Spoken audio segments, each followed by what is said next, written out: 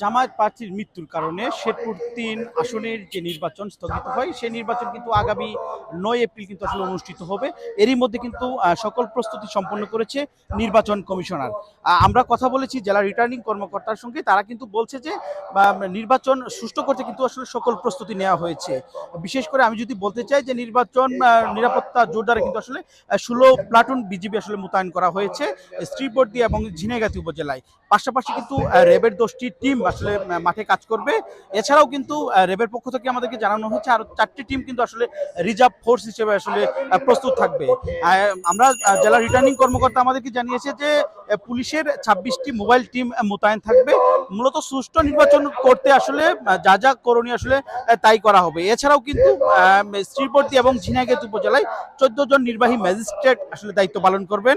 একই সাথে আসলে নির্বাচন কমিশনের পক্ষ থেকে ১৮ জন পর্যবেক্ষক থাকার আসলে কথা জানিয়েছে জেলা নির্বাচন অফিস। আমি যদি একটু জানাই যে ২ উপজেলায় ২ জুডিশিয়াল ম্যাজিস্ট্রেট এবং ইলেকশন ইনকোয়ারি কমিটির ৩ জন আসলে যুগ্ম জেলা জজ আসলে দায়িত্ব পালন করবে। পাশাপাশি কিন্তু আসলে সেনাবাহিনীর কয়েকটি টিম আসলে দায়িত্ব পালন করবে। এছাড়া আমি যদি জানাই আসনটিতে মূলত ৩ জন প্রার্থী আসলে প্রতিদ্বন্দ্বিতা করছেন। এর মধ্যে বিএনপির প্রার্থী আসলে মাহমুদুল হক রুবেল, জামায়াতের মনোনীত প্রার্থী মাসুদুর রহমান এবং বাংলাদেশ সমাজতান্ত্রিক দল মার্ক্সবাদী মনোনীত প্রার্থী মিজানুর রহমান, তিনি কিন্তু আসলে প্রতিদ্বন্দ্বিতা করছেন। আমরা দেখেছি নির্বাচনের যে প্রচার প্রচারণা শুরু হয়েছিল, সে পরবর্তীতে কিন্তু আসলে ভোটের মাঠে কিন্তু আসলে জামাত এবং বিএনপির যে মনোনীত প্রার্থী তাদের কিন্তু আসলে লড়াইয়ের মূল আভাসটা মিলেছে। ২ উপজেলার ১৭টি ইউনিয়ন ও একটি পৌরসভা নিয়ে গঠিত শেরপুর এই ৩ আসন। এই ৩ আসনে কিন্তু ১২৮টি ভোট কেন্দ্র রয়েছে।